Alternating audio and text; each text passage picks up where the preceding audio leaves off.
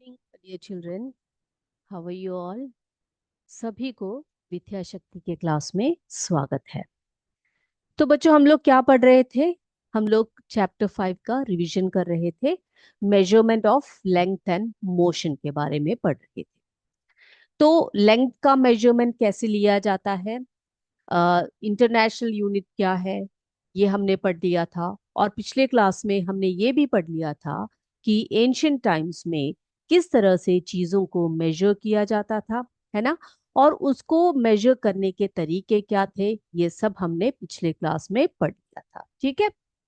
अब बच्चों, हम लोग जो है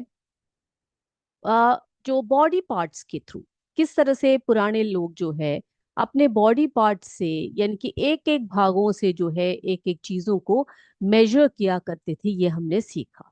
जिसमें कि हमने क्या सीखा? हमने सीखा कि hand span, STRIDE, foot length, arm length, ये सभी क्या है, ये सब ऐसे बॉडी पार्ट्स है या फिर ऐसे मेजरिंग यूनिट्स है जो पहले के समय में लोग यूज किया करते थे for measuring different different objects और प्लेसेस। ठीक है। इसमें सबसे पहले हमने बताया था आपको हैंड स्पैन के बारे में। हैंड स्पैन क्या चीज होती है? हैंड स्पैन क्या मेजरमेंट है बच्चों? It is the distance from the tip of the thumb to the tip of the little finger when hand is fully stretched. जब आपका हाथ फुल्ली स्ट्रेच होता है तो आपके थंब से लेकर जो आपका लिटिल फिंगर है वहां तक का जो डिस्टेंस होता है उसी को हम हैंड स्पैन कहते हैं। ओके। उसके बाद हमने स्ट्राइड के बारे में सीखा था। किसके बारे में सीखा था बेटा? स्ट्राइड के बारे में, है ना। तो ये स्ट्राइड क्या है? स्ट्राइड में क्या पढ़ते हैं हम लोग? क्या मेजर करते हैं, कैसे मेजर करते हैं? तो पुराने जमाने में जो फार्मर्स हुआ करते थे या जिनके पास लैंड्स हुआ करती थी, वो क्या करते थे? They use their steps to measure the land. ठीक है। तो लैंड को मेजर करने का एक तरीका था स्ट्राइड्स। ठीक है। यानी कि उनकी जो फुट स्टेप्स हुआ करते थे उनसे वो लोग क्या करते थे, एक लैंड को या एक पर्टिकुलर प्लेस को वो क्या करते थे, मेजर किया करते थे। Then foot length. Foot length के बारे में भी मैंने आपको बताया, the length of a person foot can also be use to measure. ठीक है। तो क्या करते थे लोग? अपने फुट को फुट के हिसाब से एक एक जगहों को या एक एक चीजों को माप लिया करते थे। फिर आ गया आर्म लेंथ के बारे में। आर्म लेंथ क्या है बेटा? The distance from the shoulder to the tip of the middle finger. आपकी शोल्डर से लेकर आपके मिडिल फिंगर तक की जो डिस्टेंस है उसी को हम आर्म लेंथ कहते हैं। तो ये सभी जो तरीके थे, ये क्या है? It is the measurement using body parts. अब ये सभी जो है इनको हम कभी भी स्टैंडर्ड यूनिट ऑफ मेजरमेंट के नाम से नहीं जानते हैं। ये स्टैंडर्ड यूनिट्स नहीं है। ठीक है। तो इसको हर कई जगहों पर कई तरीके से लोग जो है फॉलो करते आ रहे थे और इसको हम लोग स्टैंडर्ड यूनिट के हिसाब से नहीं मानते। ओके बच्चों, चलिए। अब एक इंपॉर्टेंट सी बात इसमें जो सीखना है आपको, कि जब भी आप किसी मेजरमेंट को लिखते हैं, ठीक है, जब भी आप किसी मेजरमेंट को लिखते हैं in terms of their units, आपको कैसे लिखना चाहिए? So let us learn how to write the measurement in a correct way. तो मेजरमेंट्स को हम कैसे लिखते हैं, जरा देखते हैं। ये हमने सीखा हुआ है, इसको हम रिवाइज कर रहे हैं बेटा। तो length is always measured in two parts. ठीक है। तो जब लेंथ को जब हम मेजर करते हैं तो उसको दो पार्ट्स में हम मेजर करते हैं। कैसे? First is the number followed by the unit, है ना। जैसे कि 3 सेंटीमीटर, तो पहले क्या आया? नंबर आया, उसके बाद क्या आया? उसका यूनिट आ गया। फिर अगला एग्जाम्पल देखिए, 4 मीटर। 4 मीटर में आप क्या लिखोगे? 4 मीटर, है ना। क्या लिखोगे आप बेटा? 4 मीटर। यहाँ पर जो चार है, 4 है, वो नंबर है और ये मीटर जो है वो यूनिट है। तो कैसे लिखा आपने इसको? 4 मीटर, है ना। तो पहले नंबर आया, उसके बाद फिर उसका यूनिट आया। 50 किलोमीटर। 50 किलोमीटर में आप कैसे लिखोगे? पहले नंबर को लिखोगे, उसके बाद उसके यूनिट को लिखोगे। Okay. So units of length such as kilometer, meter, centimeter, and millimeter begin with a lowercase letter. ठीक है, जब भी आप यूनिट्स को लिखते हो बेटा तो कैसे लिखते हो आप लोग? जब भी आप यूनिट्स को लिखते हो इस तरह से लिखते हो ना उसको, एक मिनट, ऐसे। जब भी आप लिखते हो तो कैसे लिखते हो बेटा? जैसे कि 1 सेंटीमीटर, ओके। या फिर आप कैसे लिखोगे उसको? या फिर उसको जैसे कि 12 मीटर, है ना? तो आप क्या देख रहे हो यहाँ पर? जब भी आप यूनिट्स को लिखते हो, चाहे वो किलोमीटर, मीटर, सेंटीमीटर या millimetre, begin with a lower case letter, यानी कि स्मॉल लेटर से आप उसको लिखते हो। ठीक है। अब जब भी आप उसको जैसे कि इस तरह से जब आप लिखते हो ना, मीटर, सेंटीमीटर या मिलीमीटर, जो यूनिट्स लिखते हो, जब तक वो एक सेंटेंस के आगे नहीं आ जाता, हर इसमें क्या लिखते हो आप? स्मॉल लेटर से या लोअर केस लेटर से ही आप उसको लिखने का प्रयास करोगे। ओके, क्लियर है सभी को? कोई डाउट नहीं है, चलिए। ओके, अब देखो, their symbols like kilometre, metre, centimetre and millimetre are also return in lower case letter, है ना? तो किलोमीटर, उसका जो सिंबल है वो है k m, small letter k m. फिर मीटर का स्मॉल एम, सेंटीमीटर का small c m, and millimetre का m m, small letters, lower case letters है। So these symbols are also return in lower case letters and never followed by s for the plural. देख सकते हो आप लोग यहाँ पर 12 मीटर लिखा है मैंने, यहाँ पर 12 मीटर्स करके मैं नहीं लिखूंगी। ठीक है, तो क्या करना है आपने? इसके साथ कभी भी एस करके आप प्लूरल नहीं लिखेंगे। ठीक है, 50 किलोमीटर, 50 किलोमीटर्स करके नहीं लिखोगे, तो यही रूल है। So the symbols like kilometre, metre, centimetre and millimetre are also written in lower case letters and are never followed by S for the plural. Okay. Now, a full stop is not written after the symbol except at the end of the sentence. जब एक sentence के एक आखिरी में आप किसी unit को लिखते हो, सिंबल को लिखते हो, तो उसके बाद आप एक बिंदी लगा सकते हो, यानी कि उसको एक फुल स्टॉप लगा सकते हो। ठीक है। अगर बीच में आ रहा है ये 1 सेंटीमीटर, 12 मीटर, 50 किलोमीटर सब आ रहा है, तो कभी भी आप उसके पीछे एक फुल स्टॉप नहीं लगाएंगे।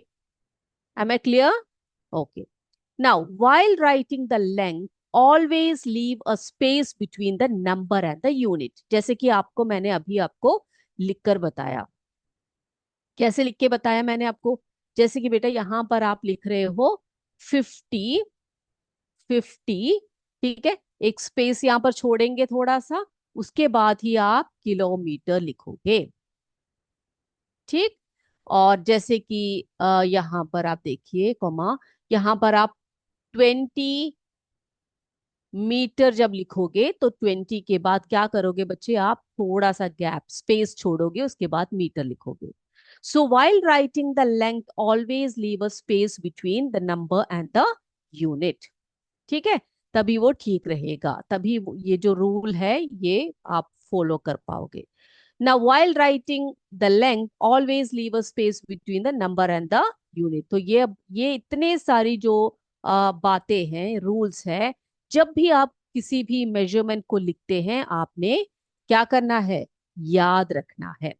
So that was all about measurement. ठीक है, मेजरमेंट ऑफ लेंथ, लेंथ के मेजरमेंट के बारे में ये इतनी बातें हो गई। अब अगला जो टॉपिक हम लोग इस चैप्टर में पढ़ने वाले हैं वो क्या है बच्चों? वो है मोशन के बारे में। Okay, so what is motion? क्या है मोशन बेटा? बताइए आप लोग मुझे, क्या जानते हो आप मोशन के बारे में? हमने सीखा है ना? एक ऑब्जेक्ट मोशन में है ये आप कैस कब बोलते हो? कब बोलते हो आप? Very good. An object is said to be in motion if it changes its position with respect to time. समय के साथ साथ एक ऑब्जेक्ट, ठीक है, जब अपना पोजीशन चेंज कर देती है तो उसी को हम क्या कहते हैं? उसको हम मोशन कहते हैं। An object is said to be in motion if it changes its position with respect to time. For example, a car moving on a road, ठीक है, या फिर एक bicycle moving on a road. ठीक है, तो यहाँ पर क्या है बेटा? वो जो साइकिल है या फिर जो कार है वो क्या कर रही है, वो अपना पोजीशन चेंज कर रही है ना, समय के साथ साथ वो उसका पोजीशन जो है वो चेंज कर रही है। अब एक बॉडी जो है वो रेस्ट में है, आप कैसे बोलोगे, कैसे बोलोगे कि एक बॉडी जो है, आप किस तरह से बोलोगे कि जो है रेस्ट में है या उसकी जो है मोशन में है, बताइए आप लोग। जब भी एक ऑब्जेक्ट जो है में होती है, बिल्कुल सही, जब एक बॉडी जो है रेस्ट में होती है वो कब होती है? See an object is said to be at rest if the object does not change its position. जब वो एक ऑब्जेक्ट, एक चीज जो है, एक वस्तु जो है, जब अपना पोजीशन चेंज नहीं करती है समय के साथ, with respect to the time, ठीक है, तो उस ऑब्जेक्ट को हम क्या कहेंगे? It is in a resting position, है ना। For example a person standing on the ground, या फिर एक बॉय जो है वो एक ग्राउंड में खड़ा है, या फिर कहीं पर भी वो खड़ा है, तो हम क्या बोलेंगे? The boy is at rest, है ना। हम ये नहीं बोलेंगे the boy is at motion, हम नहीं बोल सकते उसको। क्यों नहीं बोल सकते बच्चे? क्यों नहीं बोल सकते? क्योंकि वो बच्चा या फिर जो मनुष्य है वो वहीं पर, उसी जगह पर वो खड़ा है, उसने अपना पोजीशन जो है वो चेंज नहीं किया है with respect to the time. Am I clear? ये बात क्लियर हो गई सभी बच्चों को? किसी को कोई डाउट नहीं है ना? कोई डाउट नहीं है किसी को, वेरी गुड। चलिए बेटा, अब हम देखते हैं कि ये जो पोजीशन है, पोजीशन का जो चेंज है विथ रिस्पेक्ट टू टाइम, है ना, इसको जरा हम लोग एक सिमुलेशन के थ्रू समझने का प्रयास करते हैं। तो यहाँ पर आप देख सकते हैं बच्चों, यहाँ पर हम एक सिमुलेशन दिखा रहे हैं, ठीक है। तो एक सिमुलेशन यहाँ पे दिखा रहे हैं। यहाँ पे क्या देख रहे हो आप लोग?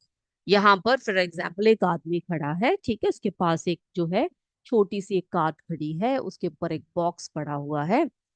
तो अब हम आपको दिखाते हैं कि ये जो पोजीशन, ये आदमी अभी किस पोजीशन में है। ये व्यक्ति जो है वो एक रेस्टिंग पोजीशन में है। किस पोजीशन में है बेटा? This person is in a resting position, है ना, बिकॉज वो चेंज नहीं, उसके बॉडी में कोई मोशन नहीं हो रहा है, वो उसका जो पोजीशन है वो चेंज नहीं हो रहा है। ओके। अब देखिए बेटा, अब यहाँ पे देखिए, ये इस आदमी ने इस एक चीज को धक्का दे दिया। अब ये जो कार्ट है ये मूव कर रही है, ये व्यक्ति भी मूव कर रहा है ना। तो अभी क्या है, ये जो कार्ट है ये मोशन में है। अब मोशन का मतलब क्या है? Motion means change in position of an object with respect to time. समय के साथ साथ जब एक वस्तु अपना पोजीशन जो है चेंज करती है, तो उसी को हम मोशन कहते हैं, ठीक है। If an object changes its place from one point to another point, it is said to be motion, like a moving car, a moving cart, a flying bird, rolling balls. तो ये सभी क्या है बेटा? ये सभी क्या है? मोशन है ना, है कि नहीं? Very good. अब ये जो पोजीशन है ना, ये पोजीशन क्या शो कर रहा है कि ये ऑब्जेक्ट कहाँ पर है, ठीक है। अब ये कहाँ पर है? अब ये जो है अपना पोजीशन चेंज कर रहा है, ये समय के साथ साथ ये अपना पोजीशन को चेंज करता जा रहा है। इसका मतलब क्या हो गया?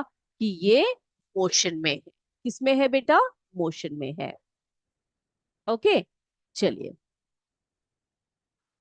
तो इतनी बातें सभी बच्चों को क्लियर हो गई कि रेस्टिंग पोजीशन क्या होती है, मोशन क्या होती है, ये सब क्लियर है सभी को?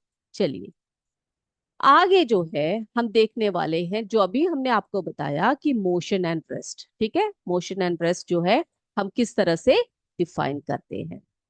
Okay, so an object is said to be in motion if its position changes with respect to the reference point with time, ठीक है। एक रेफरेंस पॉइंट है जहां से वो एक वस्तु जो है अपना मोशन स्टार्ट करती है, उसको हम क्या कहते हैं बेटा? उसको हम रेफरेंस पॉइंट कहते हैं, ठीक है। तो an object is said to be in motion if its position changes with respect to the reference point with time. Okay, motion क्या है बेटा? जब वो चीज जो है अपनी समय के साथ साथ एक डिस्टेंस को जब वो कवर कर देती है। क्लियर? कोई डाउट इसमें भी आपको नहीं है? तो बेटा ये जो रिवाइज करवा रही हूँ, ये अभी आपने जो है जो जो पॉइंट्स आपने लिखने हैं वो लिख सकते हैं आराम से, ठीक है। तो ये सभी इंपॉर्टेंट है, इंपॉर्टेंट पॉइंट्स को आपने नोट करके रखना है क्योंकि एग्जाम में ये सब काम आएंगे। और बेटा हम रेफरेंस पॉइंट की बात कर रहे थे, है ना? तो रेफरेंस पॉइंट क्या है?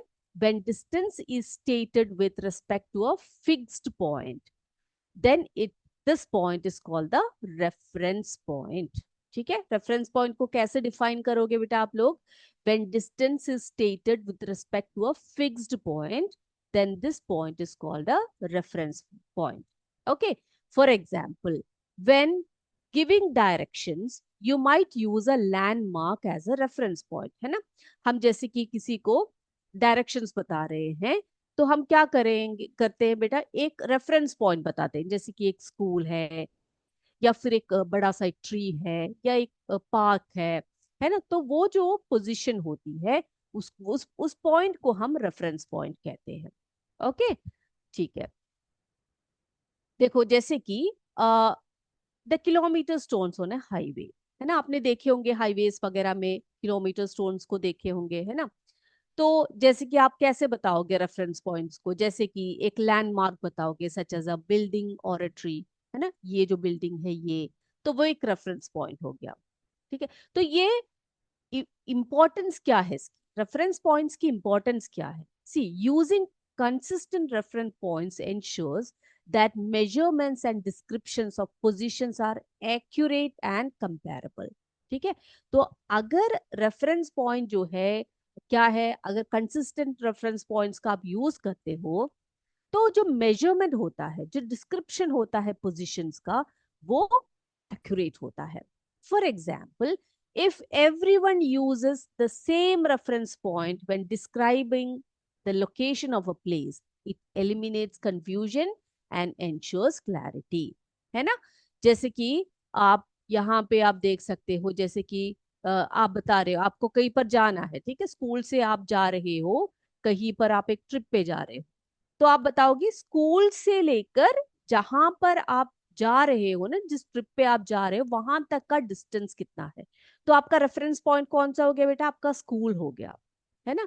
तो वहां से लेकर जो आपका लोकेशन है, कोई भी एक जगह है, वहां तक का जो डिस्टेंस है वो बिल्कुल एक्यूरेट होगा। ठीक है, इतना इतना क्लियर है? So it eliminates confusion and it ensures the clarity. ठीक है, ये भी आपको क्लियर हो गया है बच्चों। अब बेटा हम पढ़ने वाले हैं टाइप्स मोशन। मोशन जो है कितने प्रकार के होते हैं इसको जरा देखते हैं। तो मोशन के बारे में हमने सीखा कि क्या होता है मोशन, है ना? सीख लिया है। तो मोशन के जो है डिफरेंट टाइप्स होते हैं। वो कौन कौन से होते हैं? Motion and its types.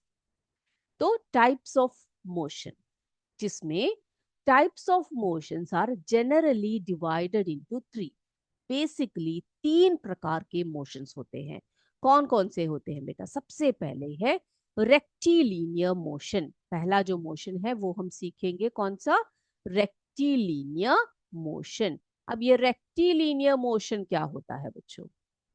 देखो यहाँ पर क्या टर्म आया है? लीनियर, है ना? लीनियर, लाइन में। So when a body is moving in a straight line without changing its direction, क्या बताया? When a body is moving in a straight line without changing its direction, then the body is said to possess translatory or rectilinear motion।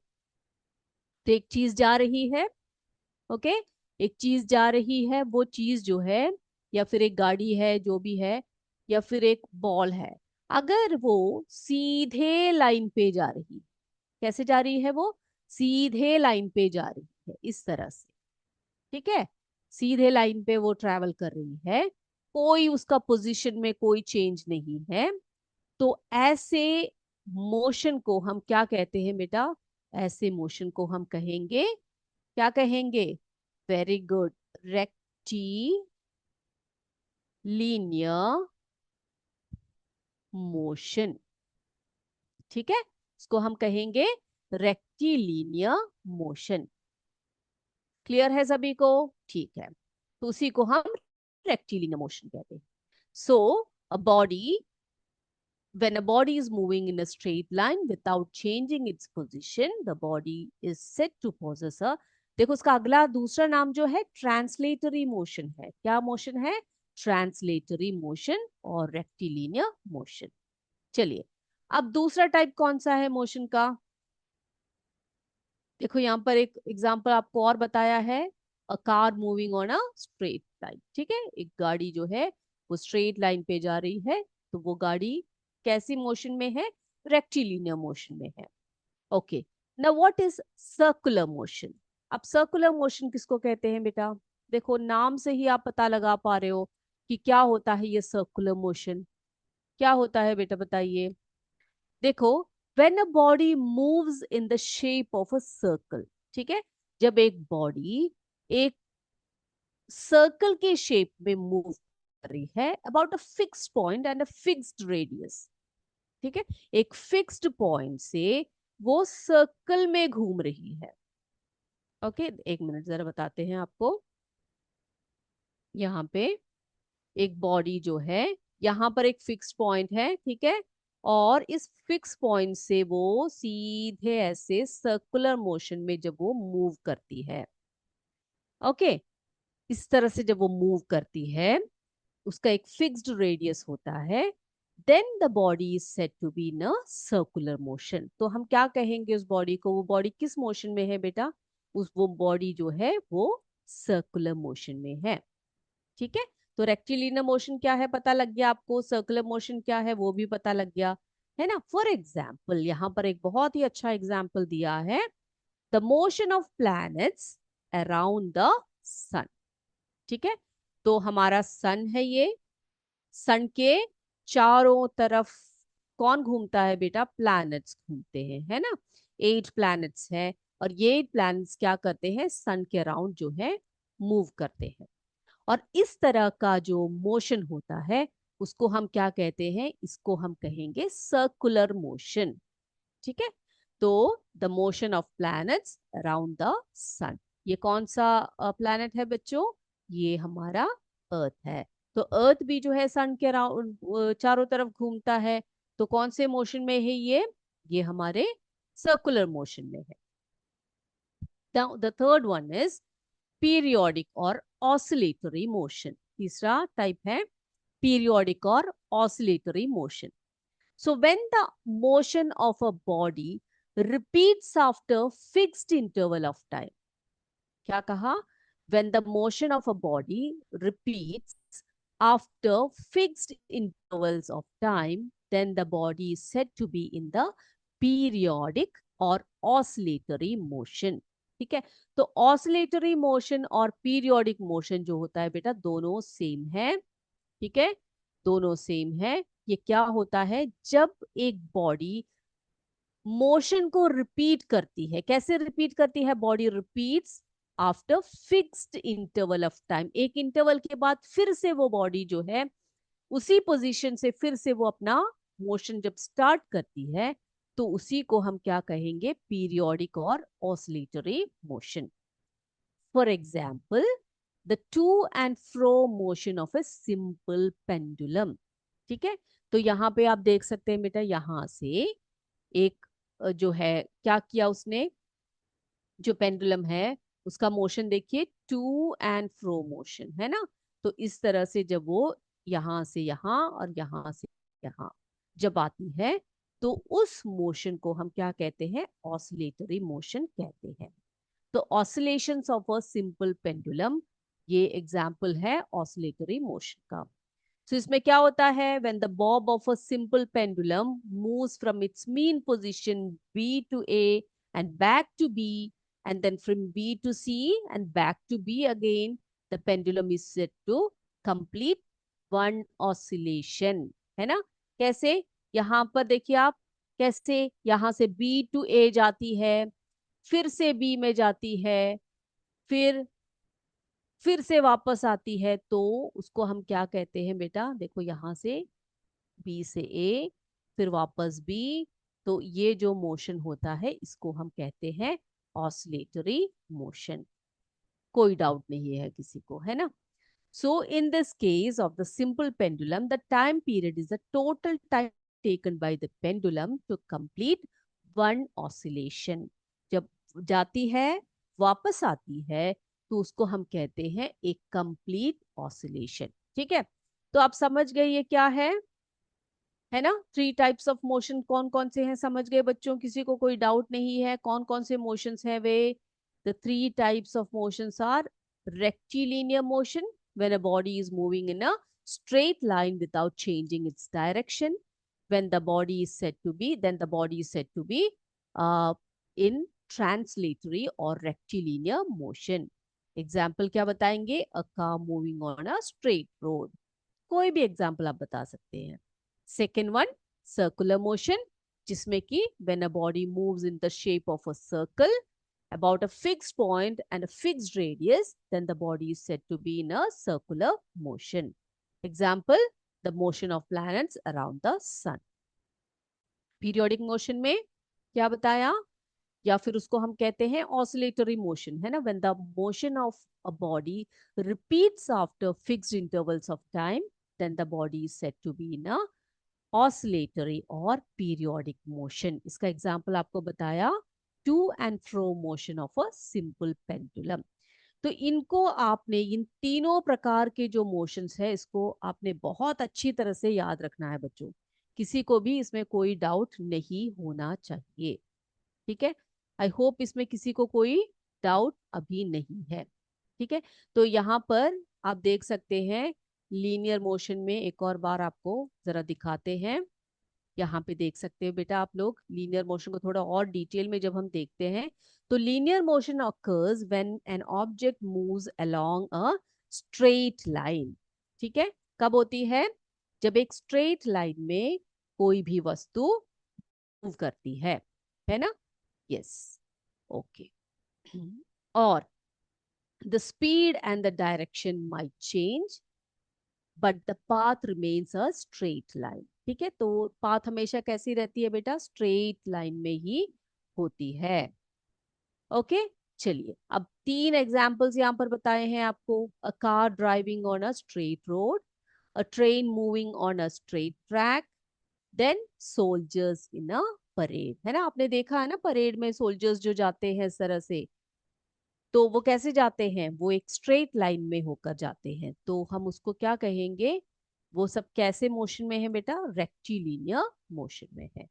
तो आपको इसमें भी कोई doubt नहीं है. और दूसरा टाइप था हमारा, कौन सा टाइप सीखा था बेटा हमने, वेरी गुड, सर्कुलर मोशन. है ना, सर्कुलर मोशन में क्या सीखा था हमने, कि सर्कुलर मोशन में क्या होता है, an object moves circularly about its axis or around a fixed center. The object remains at the same distance from the fixed point. आपको पता है ना, same radius है ना, which is the center of the path of the motion. So अब circular motion के भी दो प्रकार हैं. ठीक है, सर्कुलर मोशन के भी दो टाइप्स है, वो हम लोग जो है अगले क्लास में जो है थोड़ी सी और डिटेल में सीखेंगे बेटा. ओके, चलिए अब हमारा टाइम किसका हो गया है, अभी जो है हमारा समय है किसका, बिल्कुल सही, हमारा समय हो चुका है डिक्टेशन का. तो हम चले डिक्टेशन की तरफ चले. चलिए, तो सभी बच्चे तैयार हो जाइए, अपना पेपर पेन सब लेकर तैयार हो जाइए, डिक्टेशन शुरू करते हैं हम लोग. चलिए बेटा, सब रेडी हैं डिक्टेशन लिखने के लिए, क्या मैं स्टार्ट करूं. ओके, चलिए. तो पहला जो वर्ड है वो लिखिए आप लोग, लिखिए ऑसिलेशन. पहला वर्ड लिखिए ऑसिलेशन. ऑसिलेशन लिखा, oscillation. Second one, hand span. Hand span. Second word लिखिए hand span.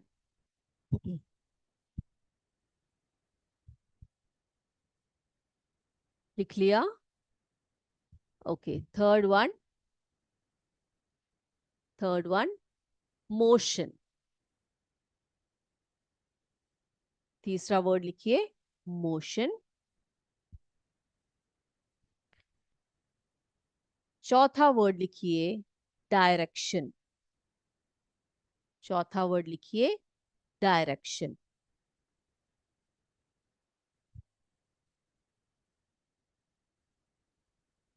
ओके, अगला फोर्स। पांचवा वर्ड लिखिए फोर्स। डन। एक और बार बोलती हूँ, चेक कर लीजिए आप सभी। पहला वर्ड ऑसिलेशन, दूसरा वर्ड हैंड स्पैन, तीसरा वर्ड मोशन, चौथा वर्ड डायरेक्शन, पांचवा फोर्स। तो आई होप सभी बच्चों ने लिख लिया होगा।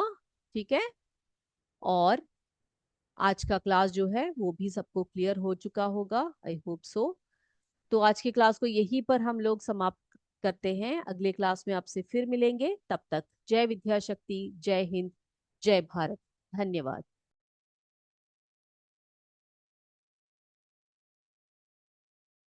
गुड इवनिंग बच्चों, सभी को नमस्कार। आज के विद्या शक्ति के गणित क्लास में सभी का स्वागत है। तो सब लोग कैसे हैं? आपका